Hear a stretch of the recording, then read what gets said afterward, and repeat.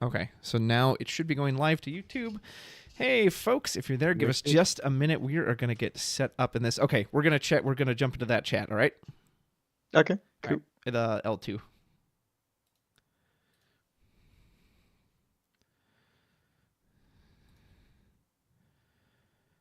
Okay, we are here.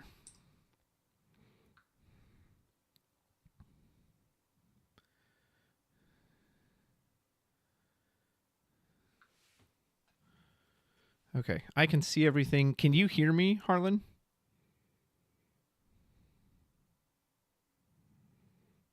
Harlan is muted, just a moment. Yeah, sorry, one sec. Oh, it's okay. Yeah. Okay, excellent. Sorry, I was trying to move the No, you're good. over.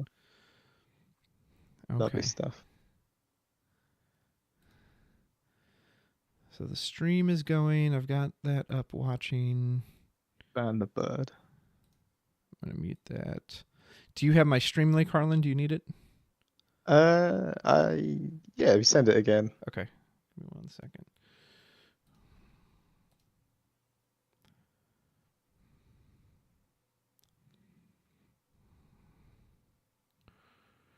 Give me a minute. I'm reloading it.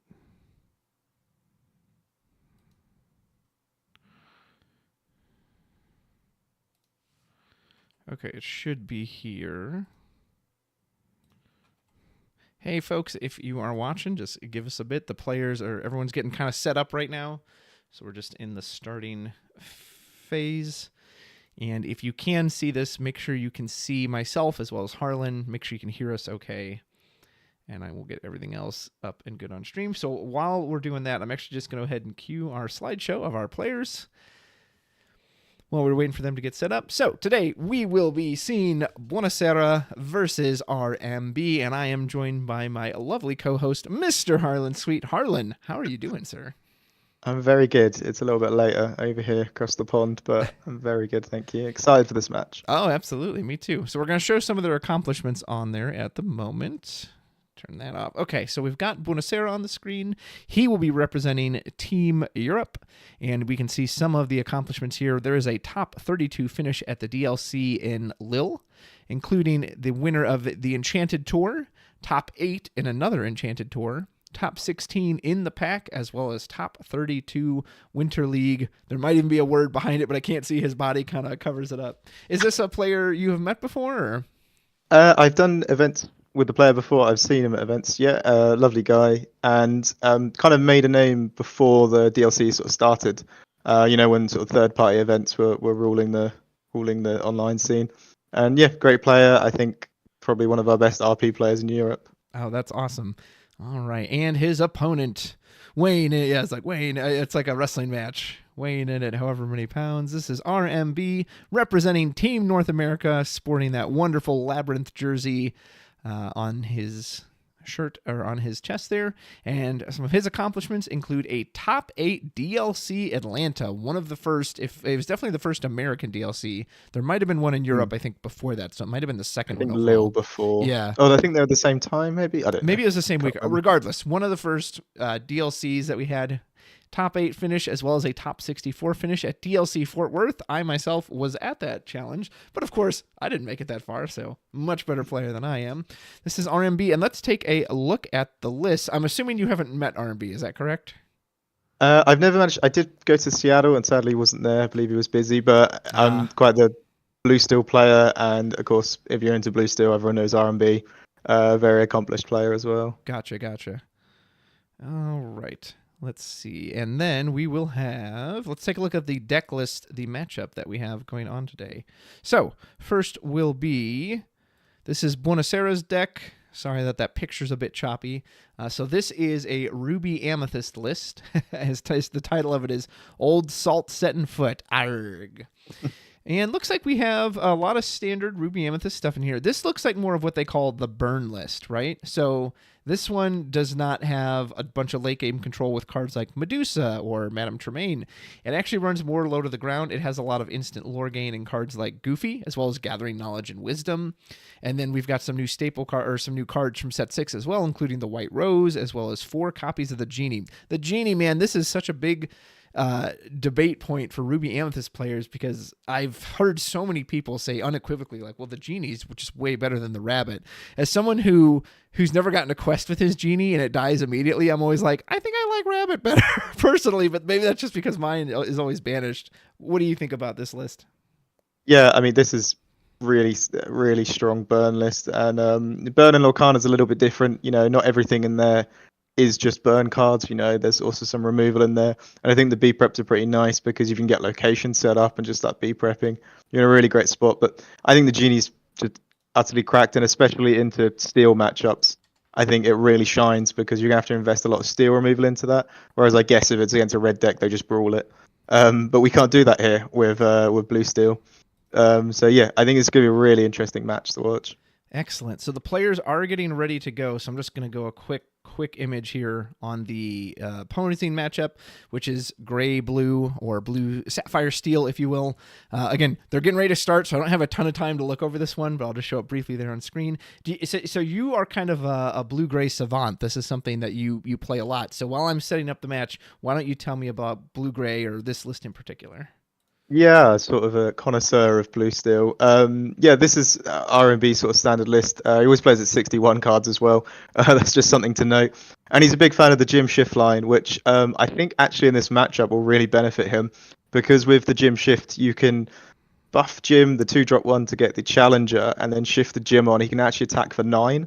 So if they are looking to invest in a library or castle, you actually have a very swift way to remove it and get a 5/5 on board. So I think that will really help him. The only thing is, this is a whole new world version, which I think versus this kind of RP, you really can't be wheeling them too much, as they just want to dump their hand and just gain lore every turn. Yeah. So that's why I think this is really interesting. I have a local player who plays this deck, and we've played the matchup quite a bit. And I think there's a lot more agency going on here between the blue steel and the RP than the standard RP lists. Excellent. All right. Well, they are rolling their die right now. Their dice, actually, as there are multiples. Die, of course, being the singular term. I can't quite tell who won, although I am a fan of Buonaserrra's nice, shiny yellow dice. Okay, so we saw 3 on RMB's side. There's a 3 and a 9, so it looks like Buonaserrra's is going to be. So you're saying it's like my die rolls. It's like if I'm lucky to get above a 4. I have opponents so often they'll roll a 4. They'll be like, "Oh man," I'll be like, "No, don't worry. I'll make sure I lose to that." And then sure enough, snake eyes. And I think as much as we don't want to say in Lorcana losing the die roll is a bad thing, I think them being able to start laying locations and just start aggroing to get their lore is definitely, you want to be going first at the best of 3 and getting that win in. But I think Ramp and Quill into a big drop character is probably one of the best comebacks you can do on the draw. Mm-hmm. So I think this should be interesting.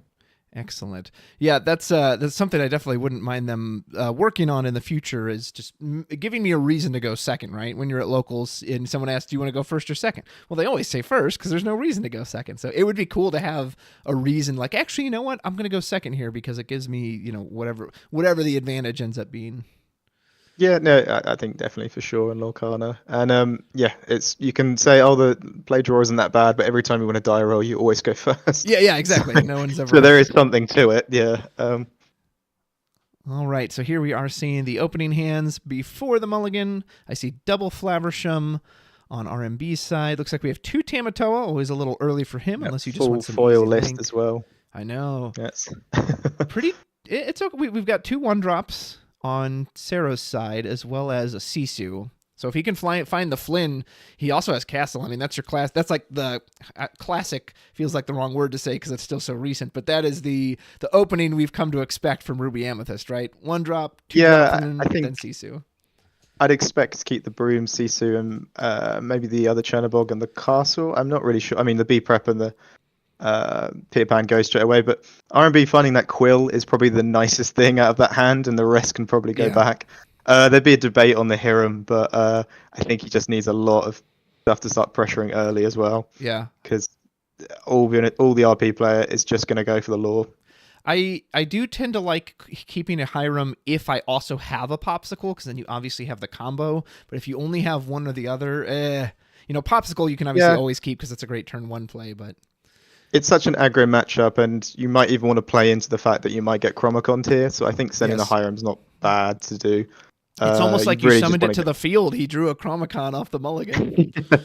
Yeah, you really want to be finding a 2-drop and a Tinkerbell and just things to start evening up the board, even the gym shift line. So I think with how gracious the mulligan is in Lorcana, blue steel players tend to go quite heavy on it, and I think that's the right play to do.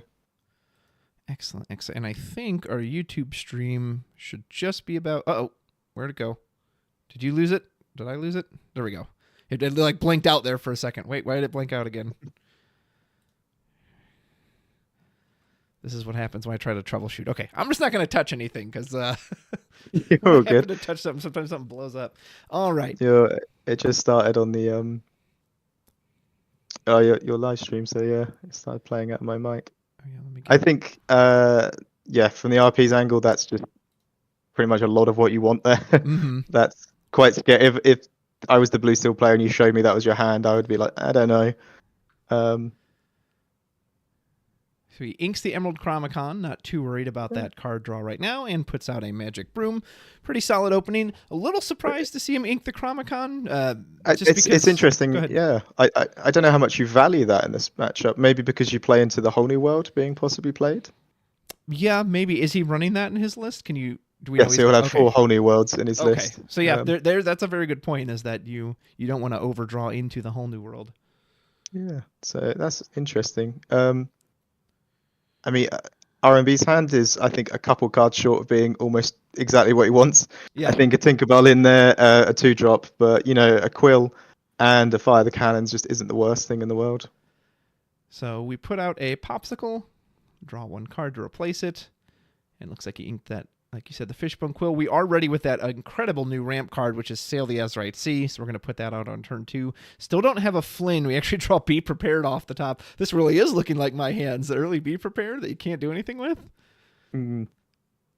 Well, his only play here is to put out Chernabog. Otherwise, he can just quest with the Broom and pass. Yeah, and he did keep the Chernabog in the mulligan, which basically means he just wants to go wide with 1 questers, which is always a good game plan. And especially against red, or not, this isn't red-blue, but Sapphire Steel, as we see so far, doesn't always put out characters early. Sometimes the deck will run something like Captain Hook or Mr. Smee. But in this case, if he goes into Sail the Azurite Sea, he's just giving you that window to, okay, well, let me just get what little lore I can. I think the Whole New World, their draw was not great. I think you probably don't want to even see the Whole New Worlds for a little bit. It's not saying he's going to be on his mind in this matchup. Yeah. But yeah, as you mentioned, Blue Steel it's more of a comeback deck. It's not going to invest early pressure and early characters. It just wants that 2-drop really to start controlling the board slightly, fire the cannons to hit the Flynn, and then ramp into the bigger characters. All right, and looks like RMB is still deciding what he wants to do.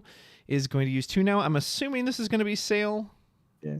Here it is. We're going to Sail the Azurite Sea. So we instantly draw a card. We actually drew into a second one. Won't be able to use it this turn, but I can't quite tell. Does he have a 1-drop that he could put out? He could do, the Popsicle. He can still do a Popsicle this turn. He can put a Popsicle out. He could fire the cannon something, which he might just play the Popsicle. It's quite interesting to do the Sail on this turn because it means after you play Quill, then Quill, you can actually afford to play the Simba as you'll have 7 ink, which is really nice, actually.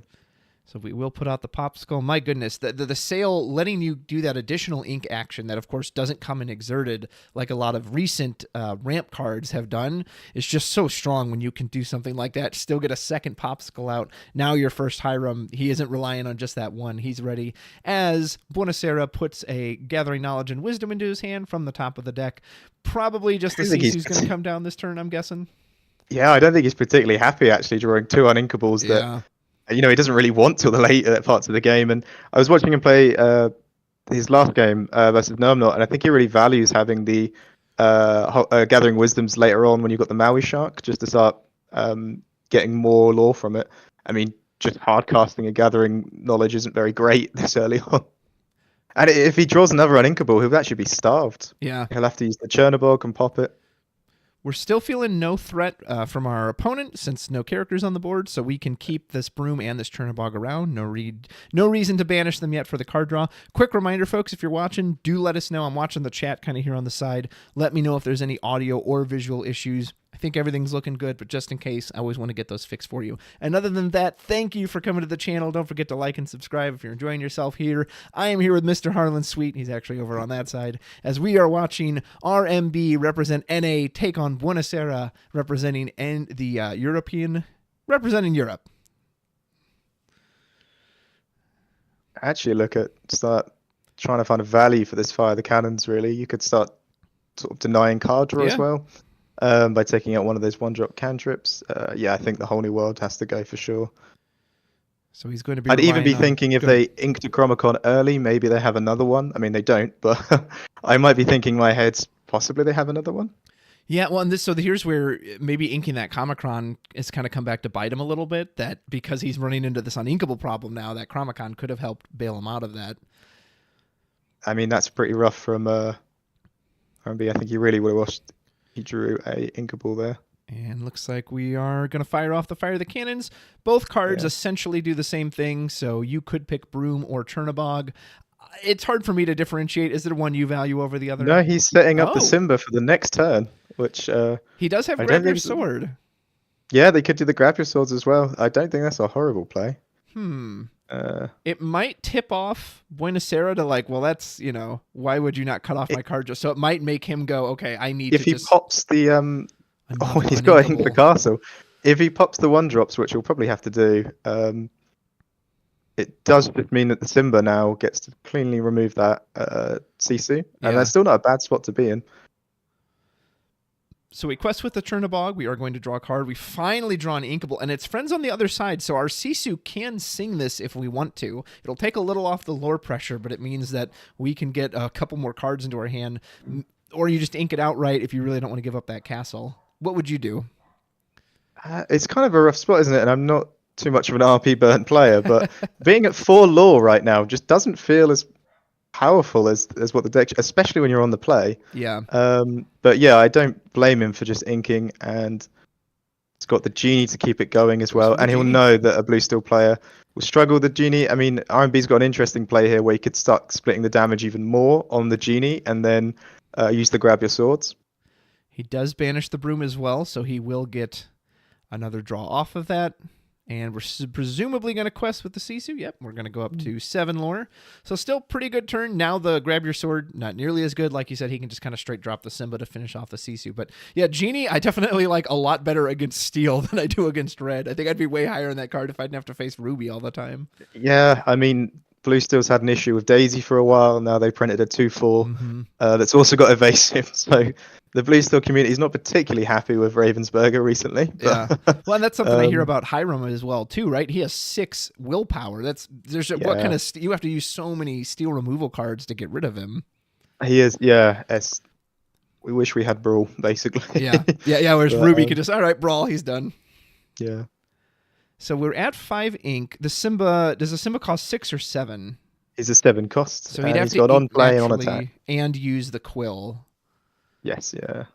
He could also use the Sail, see what he draws off of it. That would essentially cut off the Simba line this turn, but he could even put Ariel out, just a big body that can quest for a lot, can sing songs.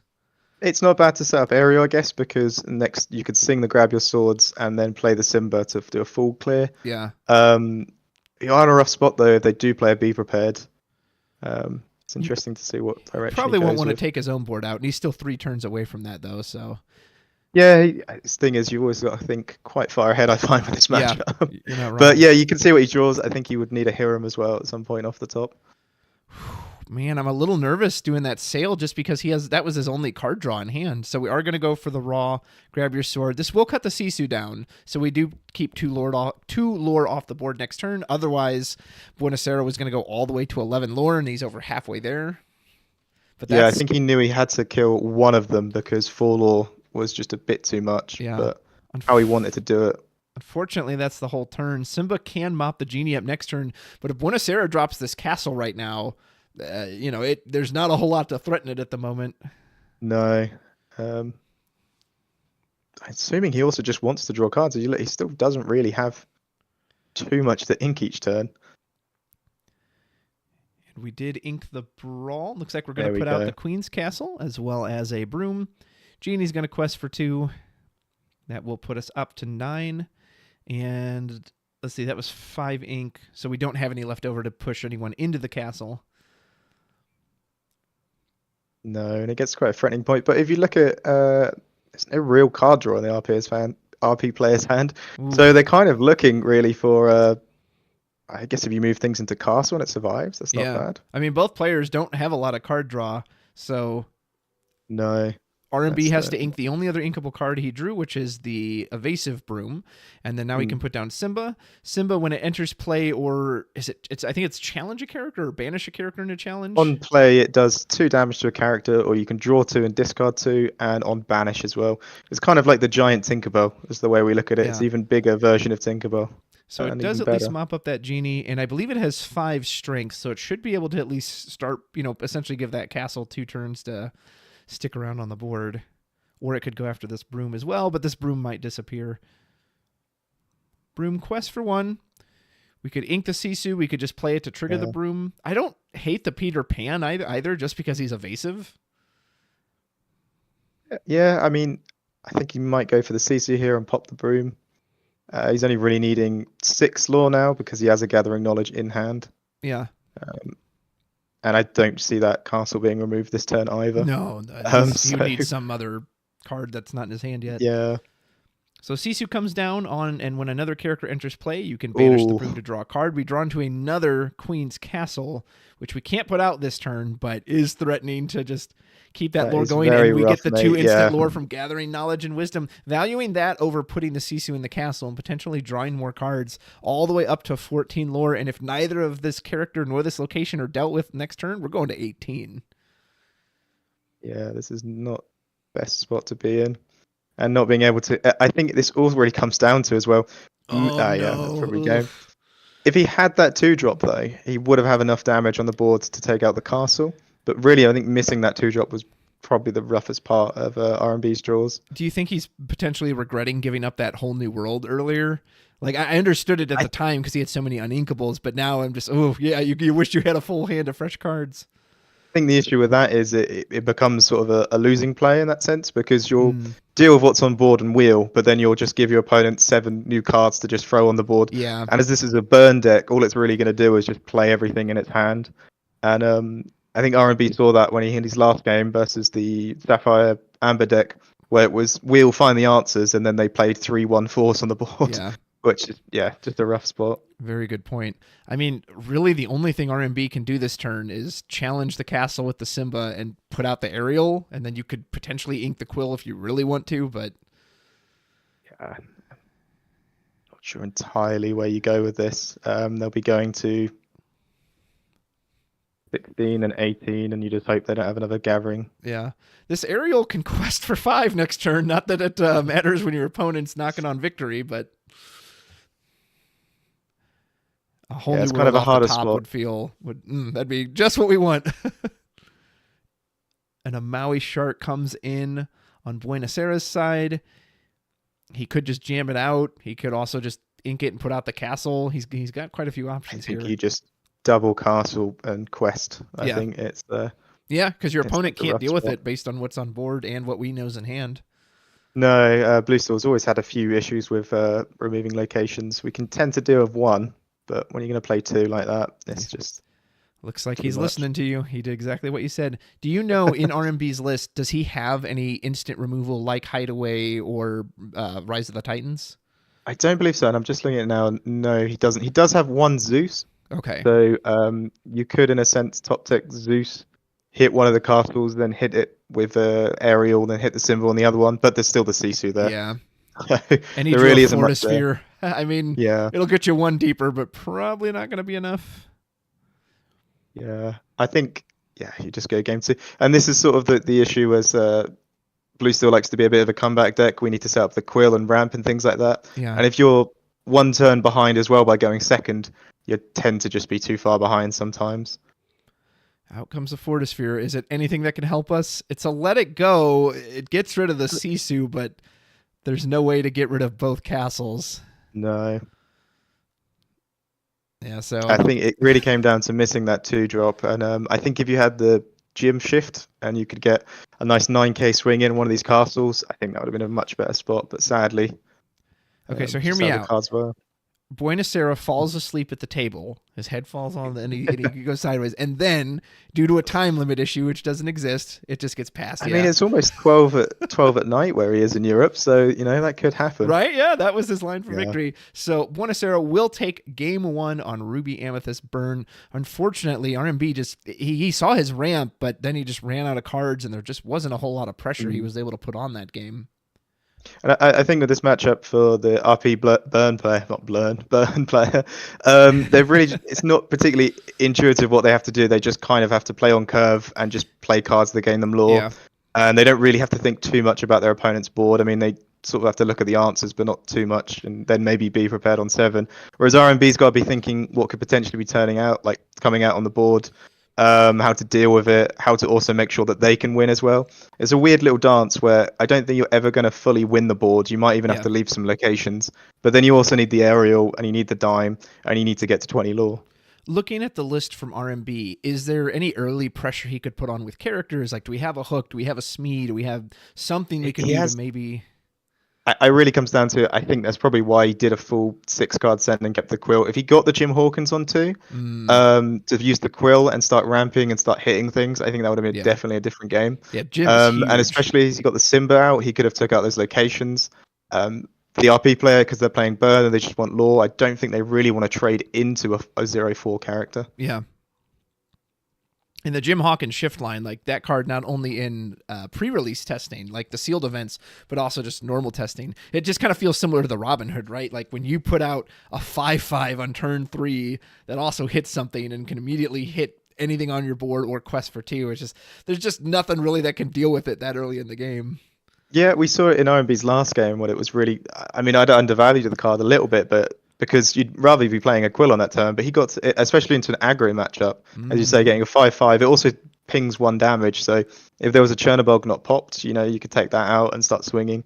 And it also carries the challenger over, so if you were to ramp twice, you could get a 9k swing, which is just really awesome. For anyone who didn't know that in the audience, assuming you're using the new Jim from set 6, he says anytime a card is put into your inkwell, he gains Challenger 2 that turn.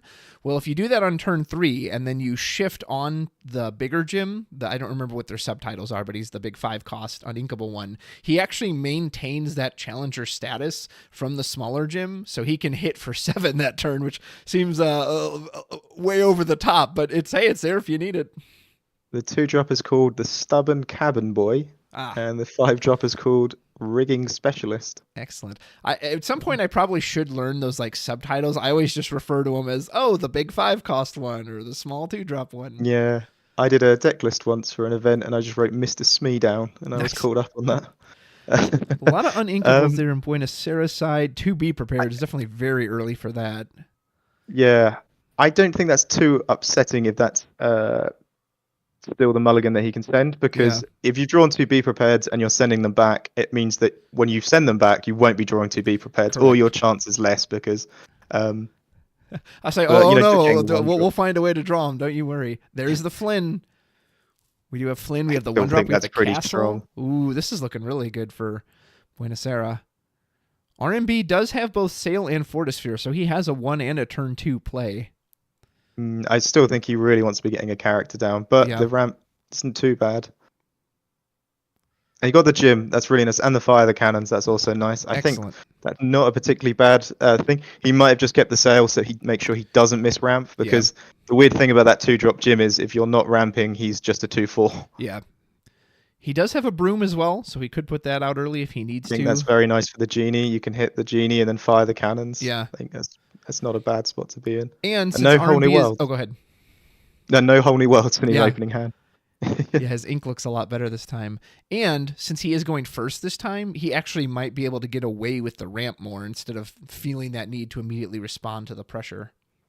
Yeah, I think if he wins this game and gets to game 3, he's really preying on the RP player to just sort of open with a very slow opener. Maybe miss a 1-drop or a 2-drop, and and maybe he can catch up on that tempo. But I think I would take this hand. You'd probably want a quill instead of the sail, but still, it's not that bad, I think. So a little too early for Tamatoa. We go ahead and put out that popsicle. Turn 1. Looks like we drew that hideaway. So if we hold on to that, if we see an early castle, we can answer it right away.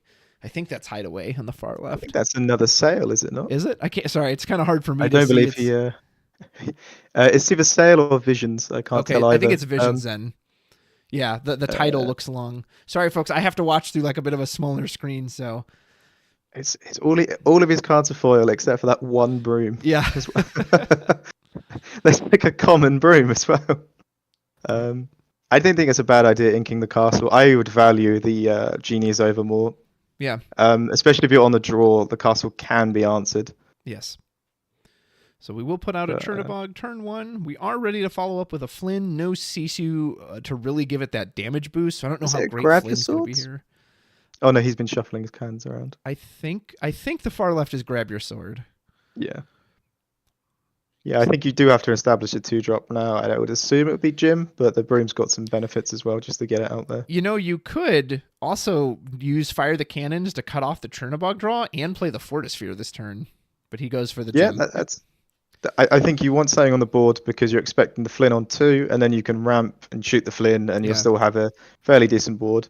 The nice thing about the Jim too is that it does kind of put the fear into your opponent of, hey, is he going to have the shift Jim? Do I need to be aware of that? Yeah, I think that's another good thing. And if you were to kill this, you just don't really want to hit back. You want to be questing. So and you've got the Porp score as well if you want to hit anything. Yeah. It should force the Chernabog to be popped when it quests. Yeah, I just had to check the uninkable count on this RP list. It's only 15, but my God, I swear he's drawn a bricking lot. almost every game. Yeah, there's so many uninkables. I swear. So he is going to put out the Flynn. Now, the interesting thing, the Jim is naturally a 0/4. So, and that Challenger only lasts for that turn and only matters when it's actually attacking someone. So if he passes without another character on board, this Flynn is going to trigger. Now, we do know we have Fire the Cannons in hand, but... He did need some inkables there, but yeah, he's got the Fire the Cannons for it shouldn't be too bad. And if you actually look, the turn 3 for the RP player is just hardcast Friend so far, which really isn't what you want to be doing. So yeah, this could be anyone's game right now. They're putting some die at the top just to denote. I think he has drawn 2 or 3 uninkables off the top, which is pretty rough. So goes for the Fortisphere first, gets I believe that's a Vision of the Future. He can still sail this turn as well as use the Fire the Cannons if he wants to get rid of the Flynn. It's just getting a little bit rough on the uninkables. If he was to sail, he has to ink something, play sail. And if he draws another uninkable, that's quite a rough hand. I think he might even need a harem just to start getting the card draw. If he wants to stop the Flynn trigger too, another option is he could just ink naturally, put the broom out. The broom is the same strength as the Flynn, so that could do as well. Yeah. He definitely has to make sure that I think that's actually quite a good spot. Yeah. And like you said too, if you're anticipating the genies coming out, this broom is kind of nice that it can somewhat answer them with the help of Fire the Cannons. As Jim goes ahead and quests for one, very unlikely that Jim is going to be challenged by Mr. Flynn over there. I think getting characters on the board is not a bad idea at all. And it's unlikely they'll quest with the Flynn. It's such a free trade for the broom. Ooh. That's actually something else to do on. Oh, yeah. Brawl can deal with either of these characters if that's what we're going for. It's either that or he has to hardcast the friends.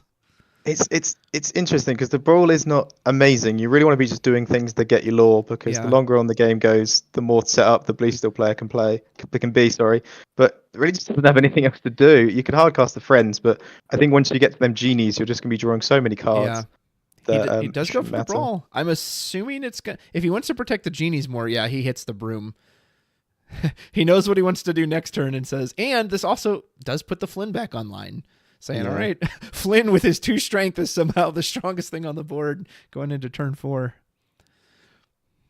I think of all of these uninkables, it's fairly getting a bit rough. Hey, lucky dime early. That's like my hands when I play blue-gray. So we are going to use a Fortisphere, draw into something else. We do get, looks like a Fishbone Quill. That's not bad to start cleaning up the hand. Yeah, you could use it this turn. You could ink something, put out the Quill. You could put the dime into the inkwell, and then you could still use Fire the Cannons. Yeah, Jim's I gonna think he get just challenger. values quite a few. I'd value the grab your swords and the fire the cannons right now, but maybe not the quill. We'll see what he goes So for. Quill, I'm assuming he's going to put the dime in there, as I feel like it's just too early Yeah, for it's the a bit dime. too early. Yeah, that's what we'll do. You've got to. And Jim is about to become the captain of the RLS legacy as he says, "Matey, fire those cannons!" Yeah. I'm not sure why he's tracking the challenger, but that's probably the correct thing to do.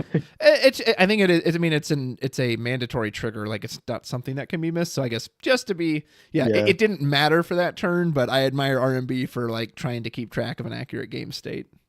I think there is, some top decks that can definitely get R&B into a better spot, but he'll probably see a ink play Genie, which is going to be very rough. Mr. Even ink put the Flaversham. castle down would be very rough. Yeah. Yeah, because I mean, he can ink. Even if he like inked and used the quill, which would dump his whole hand, he would still only hit the castle for 4. So, but I'm assuming we're gonna see a genie come out. Yeah, I think you go for the Genie. Refill our hand by 1. I don't think that's gonna be the only genie we see either.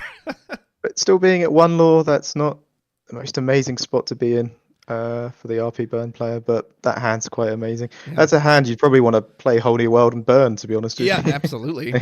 Get rid of all of them. Well, he draws a popsicle. That's not terrible. You'd really hope for a Hiram here. Mr. Flaversham? No, not quite. Let it go. You probably don't want to burn a let it go on a genie. Well, you can't really use it this turn anyway, unless you give up the grab your sword. A lot of cards you just really don't want for this matchup. Yeah. I mean, do you just sit still here? You just don't ink anything more, and you could quest with the gym because I don't think Buonaserrrra is going to have any interest in challenging this gym. Yeah, I think you probably can quest with the gym. And there's no Fox or anything, right, in this list because it's more of a burn list. So no, the only thing you'd think about is Super Goofy that could just gain that's 2 true. law and then be a body on the board. And I just don't know how much you'd value that 1 law. Yeah, that's a good point. I forgot about the super goof. When you say that, I think he should sit still then. Yeah, it's just rough draw. I think you have to hope you get some sort of draw mechanic from a Hiram or maybe even just a Whole New World hard cast at this point. Which is crazy, right? Because he has 4 items on the board that all drew him a card, but they essentially just replaced themselves, so it hasn't actually helped him like progress his hand size. Yeah. All right, well, we got a moment to think. Just a reminder to everyone, this is game 2. Buonaserrrra did take game 1. He was going first, and RMB did get to go first for this one. Thank you for watching. We appreciate you being here. My partner Harlan Sweet and I are bringing you some great Lorcana Cross-Continental Challenge action. This is not the best showcase for Blue Steel right now, is it? Yeah, this is... Yeah, you know, I'm a red purple guy at heart, so like maybe I'm secretly rooting for that deck, but at the same time, I want to see the blue gray list do what it can do and show off its power. And yeah, right now it's kind of just spinning its wheels in the mud. I think there was a certain combination of cards that would have really made this made a lot more going on, but sadly, just drawing these removal spells that aren't really for this matchup. But grab your swords can be useful, and that brawl on the broom was actually more rough than I thought it was, because now you can't even hardcast grab your swords and hit into the genie just to take it off the board. Yeah. Someone just pointed out in the chat that there was no Lorcana in the title of the video. I did see that. Yeah. So I apologize. I will fix that for the future, folks. I didn't even think about that's going to make it hard to find up in the search engine. So apologies. I did see that, yeah. That will be fixed for future streams. Thank you for pointing that out. That feedback helps. It lets me know, again, when there's an issue, and then I can address it. Another thing to mention is, so R&B, sort of one of the big Blue Steel players, has been testing out the Imperial Bow for the set 6, which will give a hero sort of +2 and evasive, and it's mainly because a lot of us are really scared of that genie card. Yeah.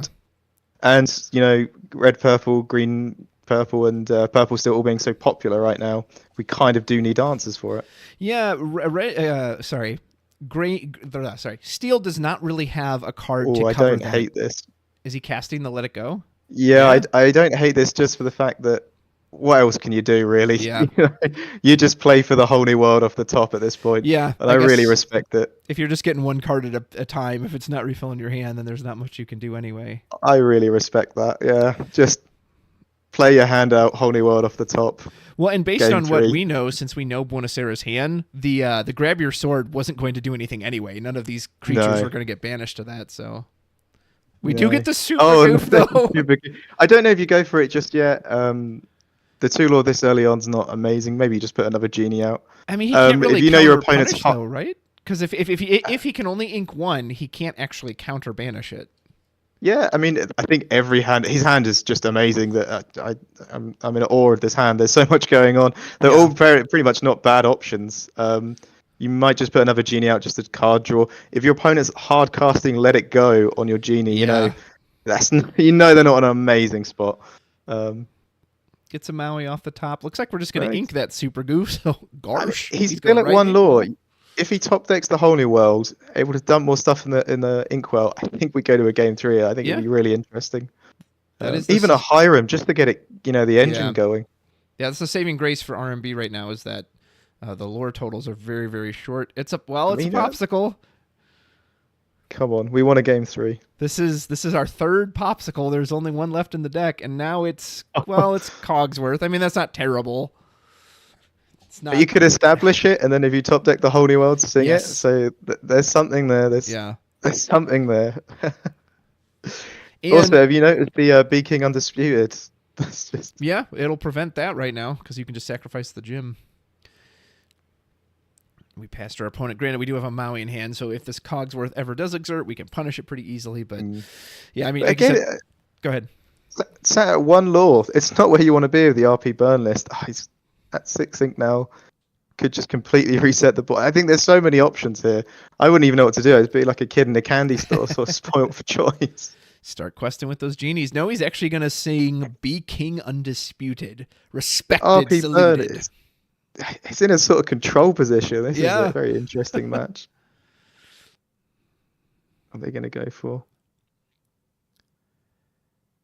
And then I'm assuming Genie Part 2, or are we going with the castle?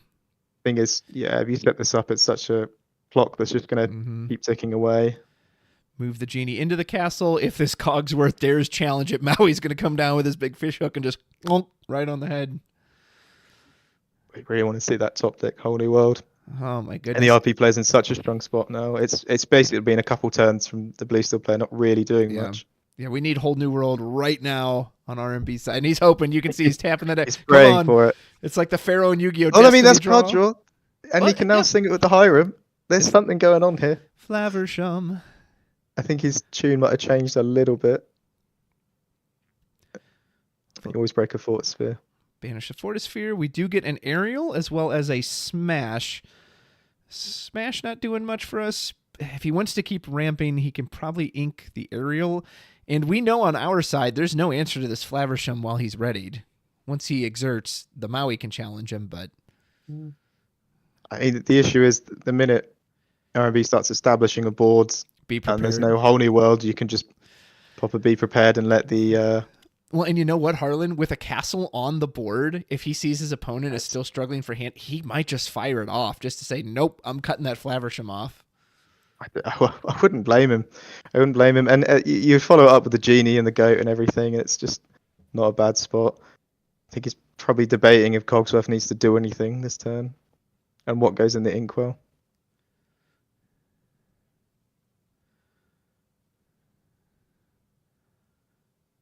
I'm assuming he'll probably just stay put with Cogsworth. He could just hold his hand, too. He doesn't have to give any of it up. Yep, looks like that's what he opts to pass. He's banking on this Flaversham surviving. We are going to draw 2 cards, thanks to Genie taking up residence in the Queen's Castle. Glancing at himself in the mirror chamber, seeing just how fair he is. I mean, there's a spot where maybe RB wants to stab the aerial and start turning them sideways there. Maybe you're to play it, then find the wheel and not Be Prepared. You're not in a terrible spot there. So, well, and I like to Be Prepared a lot. Again, knowing their hands. If you don't know what your opponent has in hand, you could potentially get quote unquote punished if they just drop another Flaversham. But I think they're just going to cast it. I mean, if you were to play the Be Prepared, you've got the aerial to follow it up. It's Actually, that's not a bad spot to be in, keeping the aerial in hand. I say not bad. It's not bad for the situation. Yeah. Catching up on a little stuff in chat. Yeah, I apologize to anyone where it was difficult to find the stream. We started a little later than we had wanted to. We were kind of waiting for the last match to finish, so I'll try to get that stuff fixed in the future. As we see Buonaserrrra puts in the Maui, he's going to sing it, Be Yeah. Prepared. And that entire board is gone, except for the Queen's Castle, which will stay there and continue to stand tall. Just playing protect the castle now, and I don't blame him. It's not a bad spot to be. I don't know what the smash really does is he knows a lot of things that are going to be played out are 4 health characters, maybe saving it for when you get. What is it? It's another It's a Cogsworth. Cogsworth, yeah. How many cards in deep is he now and not found a whole new world? That's the real question. The 4 health point is kind of a pain point for Steel. Smash covers 3. You've got stuff that covers 2. Zeus covers 5. There's not really a card. Like, we have that new card, the Unfortunate Situation, with the Scar holding the mouse, but they get to choose who they apply it to, so... Yeah, they've been very unfortunate with steel removal, and I think they value it quite high. Yeah. And it's meant we just haven't really been since Zeus. I think was the last good option we were given, Yeah. and that's a forecast uninkable song. So we'll get another 2 lore from the castle. We do draw into a Chromacon on Buonaserrra's turn. I'll tell you, too, in set 3, once locations came into the mix, this shows how strong they are. Smash not being able to hit a location just felt so weak all of a sudden. I think if I saw my opponent go for, is that the 3rd genie? I think so, yeah. I would have been quite upset. They have been dealt with, but I think, it's, like you said, the 2/4 is just too much to deal with. So Genie will draw us 1 more card. We could even jam out a Sisu this turn if we wanted to. And if you inked, you'd still have enough left over to move one of them to the castle. Yeah, I mean, it's just praying for a whole new world and Yeah. hoping to get back in the game. It's been like so many turns. That's been that into this entire game, unfortunately. It's just, I need a whole new world. Smash has got a target, so there you go. There's something for you there. We put out the goat as well. It's going to take us to 8 lore. So the good news is the lore is still, we're less than half. So we still got a chance, but RMB needs to Destiny draw that whole new world right now. And he gets it! There's some sort of... It's just, do you smash the goat? What's going on? That is a good question. So if you smash the goat, you'd still have essentially 5, potentially 6 ink to work with your fishbone. I think he's going to do it. Yeah, I just don't know if you full send, try find a dime, start tapping things as you play them, really. I don't think killing that's a bad idea. So the goat will get banished. It will gain a lore on the way out, and this Ariel is warming up her pipes because she is about to sing a whole new world. Which means we might have a whole new game here, Mr. Harlan. All right, what can RMB get off the top here to just bring this game back into his favor? Just go as wide as you possibly can. Hope they don't be prepared, but I believe they are on 4 be prepared. So you have seen 1. I think that's your only option. I think you have to play to your outs really at this point. Yeah. And they didn't draw one, which is nice, but they have drawn a location, so they're going to hit back with a location. They might even try and deal the aerial. So we got double Tinkerbell, Jim. Oh my god! Look at all those high cost cards. Oh my goodness! 2 Tinkerbell, a Jim, another whole new world. Grab your sword, smash, and sail. Ooh, not like the greatest hand. He does have the quill. He can go to he can get a Tinkerbell out, put 1 damage on the genie, and then I guess you're set up for Tinkerbell. But the Tinkerbell can't even attack the genie. Is the problem with that evasive? No, you do have the smash probably to mop it up, and kind of hope that the aerial sticks so you can start questing as well. You could do the Jim too. Get another. The Jim will also do ping 1 damage, so that's not the worst in the world. Yeah, it sets you up for the smash still on the next turn. And then the Jim and so the aerial and the Jim and the aerial could knock out the castle. What he's going to go for? Not sure. I mean, if I'd had those many draws without finding the whole new world, my head would not be screwed on properly. I'd be probably quite upset with the situation.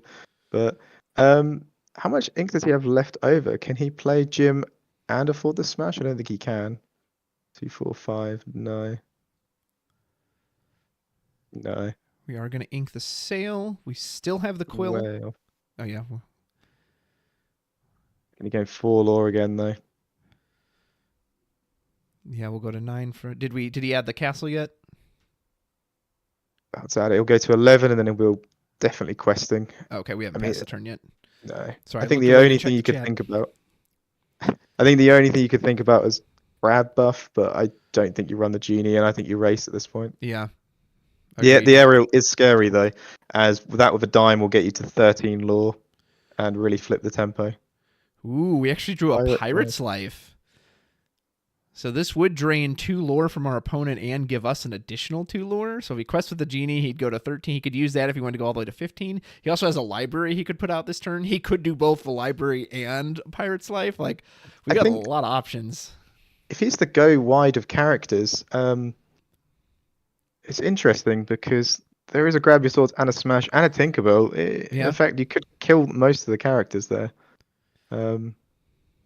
If done sequenced properly, I think. No, maybe not if they play another genie. I mean, if you anticipate this genie to get banished, you could put out the library, move him there, say, okay, I'll just draw a card too, and you get now you have another location you have to deal with on top of it. I do think the library is a very strong play here, and it's been proven Blue Steel's not particularly great at dealing with these locations. Yeah. Who he goes for. Other than that, he doesn't have. He's got a bunch of small bodies. He has 3 1-drops, actually, a Broom and 2 Chernobygs. Crab, there's nothing really to. I don't think he's worried about taking out the aerial, but I guess you could crab the genie if you really wanted to. Aerial is. I find in these aggressive matchups, Aerial's one of the cards you do want to get set up at some point, and that's mainly because you'll be spending a lot of the game trying to control the board, and then Aerial can turn sideways, say 4 times, and win you the game. Looks like he might value that. Yeah, I mean, I say it is a scary card to have on board. Yeah. So Merlin's going to come in, give Genie his little crab arms. He's going to go in and just pick Ariel apart. It also protects the castle for another turn. Yeah. Which is also not a bad thing. So yeah, I don't think it's the worst decision. Oh, if he was going to do that though, I wish he'd put the library out first. You could have moved the Genie there and then still drawn a card off of it. Unless he wants to set up the Chromacon. No, he's going to ink the Chromacon. Put some Chernobygs down. Ooh, now he doesn't know he has the Tinkerbell in hand, but she's going to punish these Chernobygs. Oh, wow. Yeah. Because you can't, at this point, this is why I struggle to enjoy the whole new world in these recent sets. You can't wipe the board and then play the whole new world because you've taken every card out of their hand. Yeah. But then you've decided to refill their hand again. So I think there's an interesting spot where maybe you just full send and okay, the Jim's getting inked straight away. So Tinkerbell will take out the 2 Chernobygs, but not any of the other 2. Grab Your Sword will take out everything but the crab, character-wise. You'll play Grab Your Swords and Tink, and that's gonna be a. And that will wipe the crab out too. So you would get rid of all the characters, and then I guess Jim can just start swinging into the locations. Chopping away at the castles and hope they just don't have any good follow-up. Or is he going to sing the whole new world? Okay, I like that. Just full send again. I mean, I don't like. I don't dislike getting the cards in hand, but I don't know how long you can leave these locations. Yeah, I think that's very risky. I don't know what you'd want to draw. Just looking at the list on the other screen. I'm sure his concern is that if he gets beat prepped right now, it kind of just ends the game. But at the same time, again, if you don't get these locations off the board, you cannot win. Hmm. So it looks like Jim is challenging, or did he quest with him? Did he quest? Put 5 on the Queen's Queen's Castle. Castle. Okay. Because even next turn, even if he's able to challenge with both these characters, he still can't take out both of these locations. He will be able to finish off the castle, but... And we draw Be Prepared off the top. Oh, no, that's curtains. That's rough. That's very rough. Oh, Buonaserrrra. I don't know how long you have to ponder draw on this decision. Yeah. Oh, dear. Oh, bless him. So for so long, RMB was just hoping for that whole new world, but and now Buenaserrrra says, "Oh, you want a song off the top? Don't mind if I do. Be prepared." As I think this matchup can go positive for you. That bad draw and just a couple turns of stalling has really just set this into exactly what RP really wants to happen in this matchup. And it's not even setting up the Chromicons, assuming that a wheel would come out at some point. Yeah, and he draws Lucky Dime. Oh my goodness. He's already inked one. I mean, he's basically going to have to ink this because he has to cast the whole new world this turn. Not sure if you get into this again. You're not technically on losing yet, so you do. No, he actually just discards the dime. Okay, he doesn't want to give it up. He wants to save it potentially for Tamatoa if he can somehow claw his way back into this matchup. You hope they get a very bricked hand. They've got another Be Prepared. There's 2 Petes. I don't know what you really do here, though. Goat essentially puts him 1 away from victory if he has any other instant lore. Can he kill the goat at all? No. Not with his own hand. Can he play the With Maui the and then some actions? He can Sure. he can also throw out another castle, and I just don't. How does Yeah, RP this deal is, with that many locations? Yeah, this is quite rough. I'm not sure what you could get off that wheel to make this a win again. You get a bunch of cards you don't have in your deck. That's what you get. Yeah. Bless him. There's a blue suit player. Everyone's been at this position. Yeah. And, So just how it is sometimes. Ink Cogsworth, You live by the wheel, you die by the wheel. going for Tamatoa, and you know what? We have a ton of items, so maybe he's just I going was to go just for trying to the say- steal. If there was no Be Prepared, is there a way you could have quested for 2, 4, 5, 6, 7? Put them to 14. He could potentially Oh. steal it next turn. And the items in the hand. If there was no Be Prepared about to come down on this board, Yeah, he could potentially, as you say. is what he goes for. Because that Tamatoa would quest for 7 right now. Plus, you can add more Yeah. items, and you'll get the lucky. You could potentially jump to 20 lore next turn, but I couldn't do the maths, but I think you could have done. I don't think Buonaserrrra is gonna let him do that. I Oh, imagine come he'll on, fire Buonaserrrra. Play some other stuff on the board and let's have a game 3. That's what I say. But I think the best play is just to board wipe again. You also have 2 goats, so Is there a way for him to close it now? I don't No, think he's so. just gonna.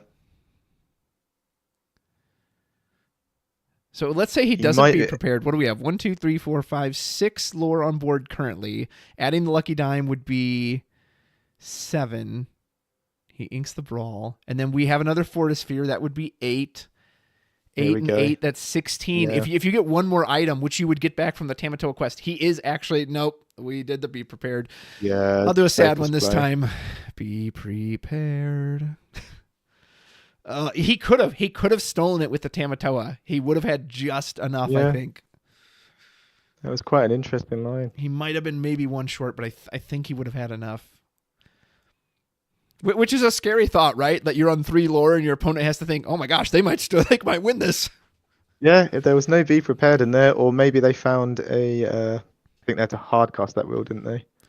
We put a Peter Pan out. I don't think he's at either of the locations because I think, 3 was 7, so he wouldn't have been able to move him. But at this point, with no instant location removal, I don't know what.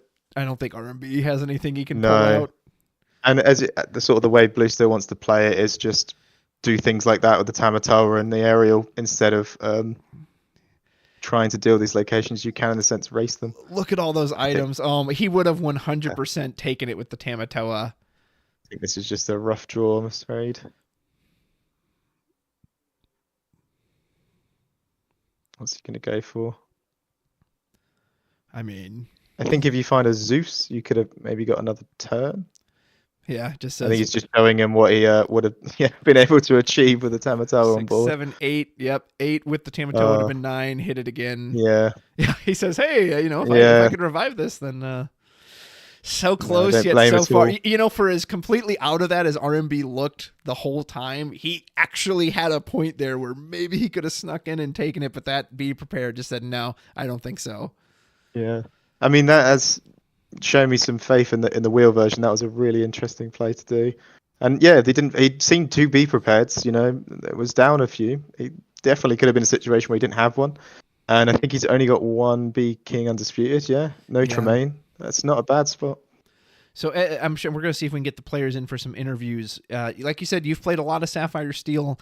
Is there anything off the top of your head you think he could have done differently, or is it just like the cards just weren't there for him today? No, I think definitely on that game in the draw, he kept the quill and did a full mulligan. Didn't find any of his 2-drops. That's just quite unlucky. Just what you're hunting for. Yeah. He has got 6 2-drops in this list. And yeah, just trying to put bodies on the board. Try get the aerial on the dime out as early as you can, but also not lose the board control in the race. And yeah, I think just sadly didn't end up his way. It did not end his way. So give me 1 second. We'll see if we can get him in here for some interviews. Go ahead and take that off, and then I'm going to unmute the stream here for a moment. Okay. Let me check in on them for player interviews. Interviews. Hop on the LCD. Yep. There we go. RMB, welcome. What's up, man? Hey, how are you doing? Just getting crushed like usual. Yeah, that was rough. Yeah, like he just like went like Hello, guys. triple genie. Hey, and I welcome. was like, yep, can't be that. I was Against saying triple B prep. after you saw the 3rd genie, I kind of know that feeling. It's like, bro, like Yeah, I I know. stop drawing. I was like, stop playing genies, man. Like I have a Yeah. family. I got super was- lucky with my draws. Yeah, I'm that line at the end as well. Finding the Tamatoa, and if there wasn't a Be Prepared, I think you did have lethal, didn't you?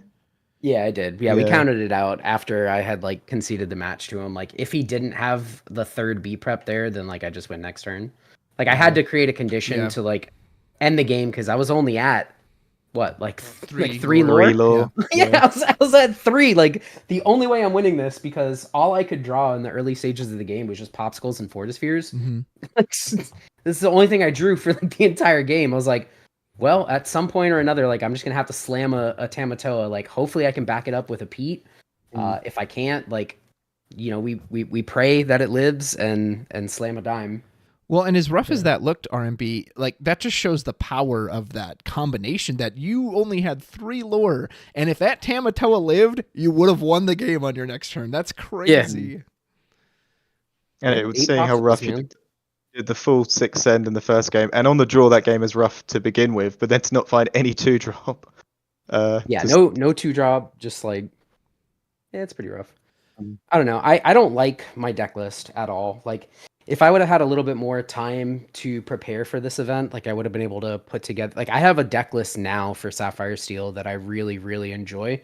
And I would much rather be on that list than the list that I'm currently on right now. The Alice Bow one. Yeah. Yeah. Yeah, it's probably the color combination I've seen the most different amount of builds this set. I've seen people in on the new gym, some people more on some of the traditional stuff, on the big Alice, like, and you don't have to give away anything if you don't want to, if it's like something you're trying to keep a secret, but what is the version that you would what would you prefer to be on right now? I would prefer to be on my Bowlander no wheel. So there's no wheels in the deck. You're playing Calhoun's and Jim Hawkins with the Imperial Bow.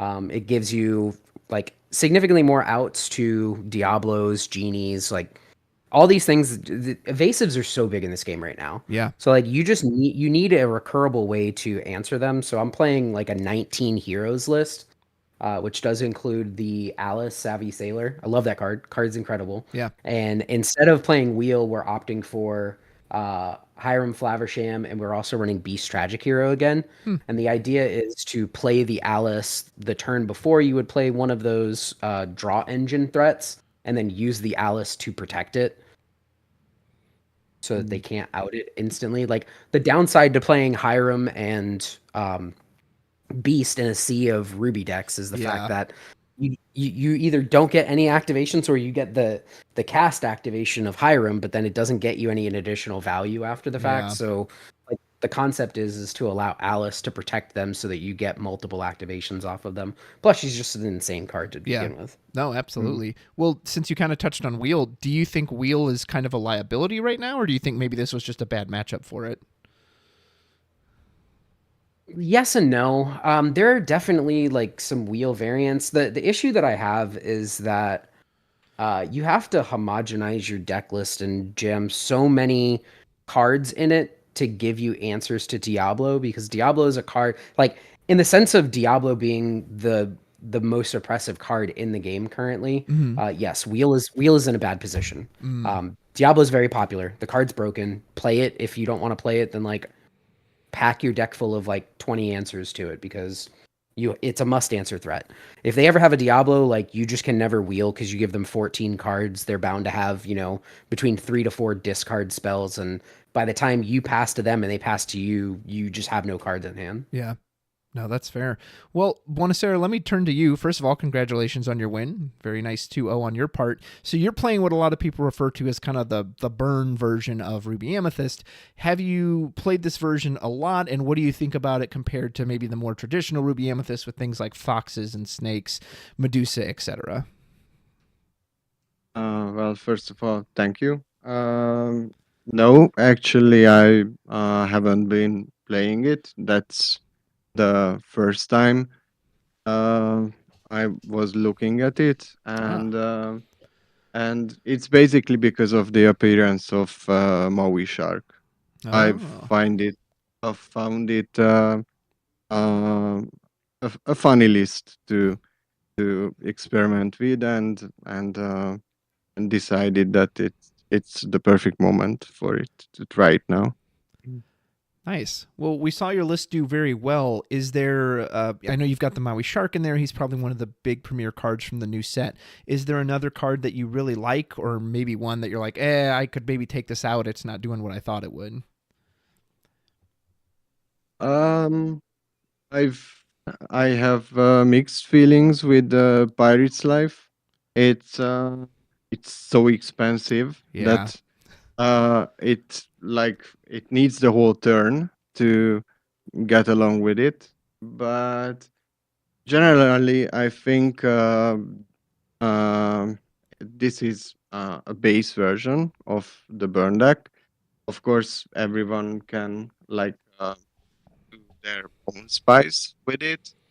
Generally, I'm not really happy letting the bounce package go, but it needed to be done, and it is like feelable against Steel Song matchup, and it has really bad matchups. Absolutely. Well, no, thank you so much. Well, I guess this is kind of for both of you. So, Buonaserrrra, for you, how much we just saw how strong the locations were there, like the Queen's Castle and like the library, especially against a deck that doesn't have rush, and kind of turning that to you as well, RMB. Would that motivate you at all to put instant banishing cards like Hideaway or Rise of the Titans, or do you think no, you just have to deal with them in other ways?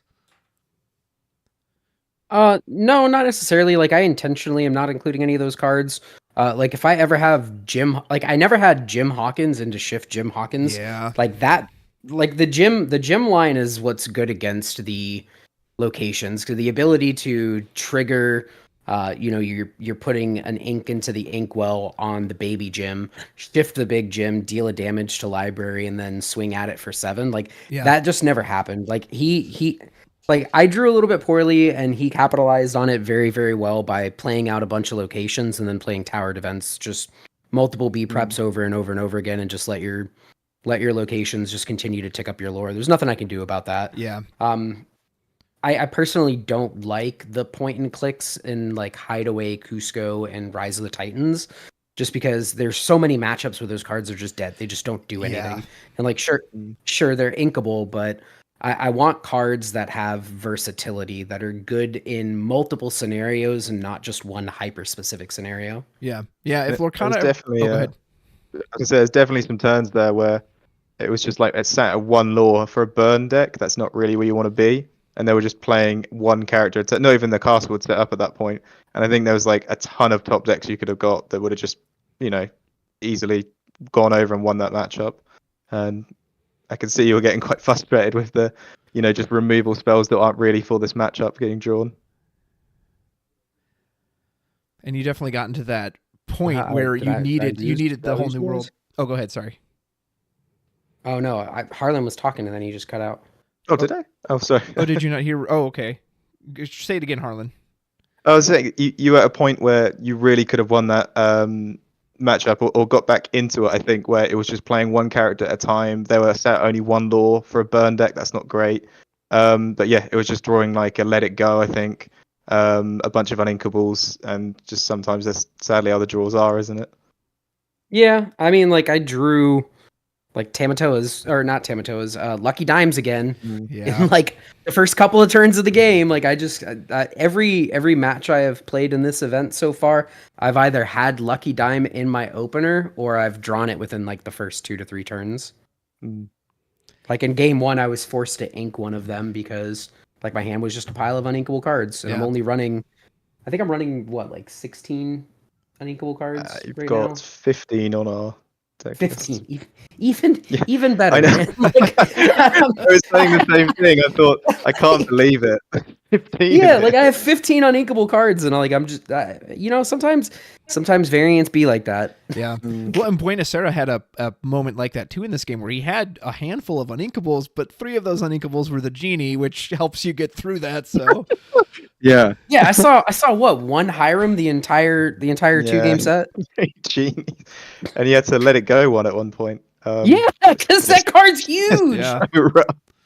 But It's- Buonaserrra, I've got to say, I watched your last game as well, but you've only got 15 uninkables in the deck, but you end up in spots where you've just got a bunch of uninkables in hand, and it looks kind of hard to make your ink choices as well.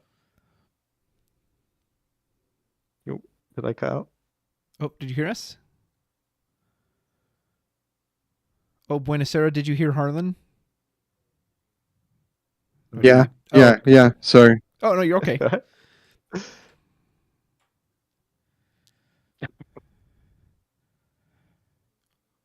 So he was talking about the uninkables in your deck. He noticed you also got several uninkables at a point as well. Do you feel like that's come up often, or just maybe that was just it happened in this particular game?